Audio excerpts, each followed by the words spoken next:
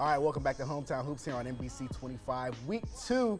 And just ahead, our game of the week, Byron at Bendle. It's a good one. That's a little preview for you. But first, it's also wrestling season. The Clio Mustangs, they're having a great one. In our in-depth story, our Brett Dickey introduces to a senior who just passed a milestone in his young career.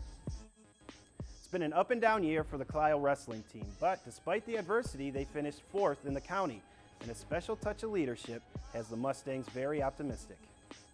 Among the group of optimistic wrestlers is senior Casey Schreiner, who just recently won his 150th match, a feat Coach Joe Funch is particularly proud of. Casey's kind of special to me because my first year as the head coach, Casey was a freshman. So it's been me and him for the last 4 years, and he's kind of been the backbone of our squad. Coaches and teammates have also been very impressed on his natural ability to lead. He leads from the front.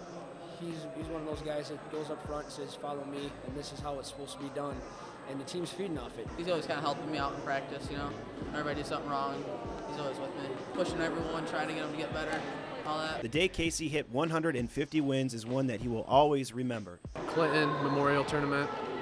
It was a finals match. I won 10-2, major decision for my 150th win.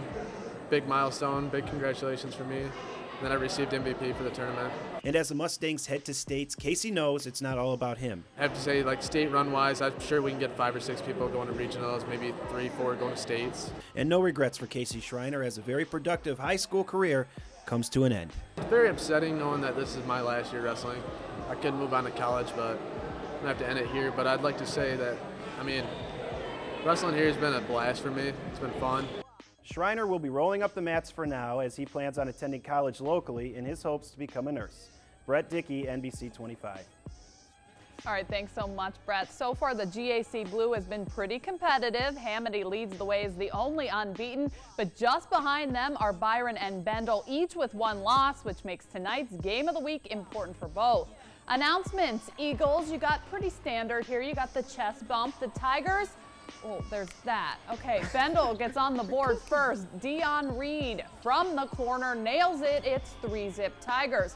Byron responds. You have the steal. They're going to get it down court to Jordan Coffey for the lay-in. Byron turns it on. They lead through 3 quarters. Bendle, they start to crawl back. David Younger-Dean from beyond the arc. It's good, 22-16. Then the steal, number 14, Caleb Stempel up and in. Plus the foul, now it's 32-31. We have a tie game, less than a minute to go. Byron with a chance to win it.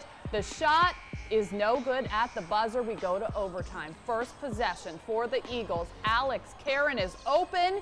That's a triple. Byron doesn't look back, thanks in part to their free throw shooting prowess down the stretch. Byron wins 49-43 in overtime. Well, the whole strategy of the whole game was just to control the tempo of the game. We thought if we could keep it a low-scoring game, we had a chance to win at the end. And our kids executed the game plan pretty well. Alex hit that 3 coming out right to start the overtime, kind of got us going again. And, you know, I can't be any more proud of the kids the way they performed tonight. As I always say, free throws tell a close game, and obviously we won the free throw battle and came out on top. All right, good for them. Oh, this is Hamady. All right, they hosted Bentley tonight. They're winning big in the 4th quarter.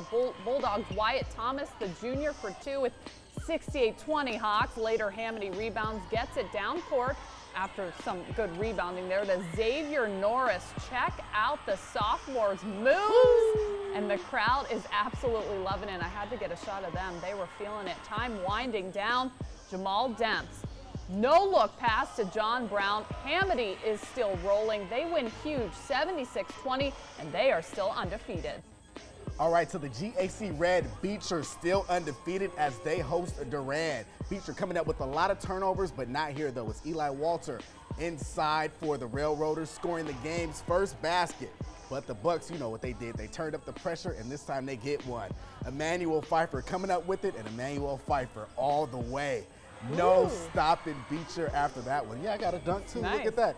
Off the rebound here, Monte Morris, one of his 15 assists. Check out him come down behind the back, and that's the assist to Eric Cooper. Super Cooper gonna go on a run of his own. 4 straight buckets for him, including this one once again. Morris, the Iowa State recruit, going back to the All-State defensive back. 28 points for Cooper on the night. Morris added 12, and the Bucks 9-0, 86-32. All right, Midland trying to keep up with Saginaw and Arthur Hill travel to Powers tonight. Let's start with Eric Thompson, the spin move and set, shoots for 2 points. Powers 23, Midland 13. William Williams, he's going to drive down the court, good for 2. Midland at 17 now, Powers up with 23. Nick Sullivan to Jonathan Zido, who loses it, recovered by teammate Ken and Moore. That's also a 2-pointer. Powers 26, Midland 18, then Sullivan to Zido. This time Zido finishes for 2. Powers 28, Midland 22. At the end of this one, Midland wins it 53-43.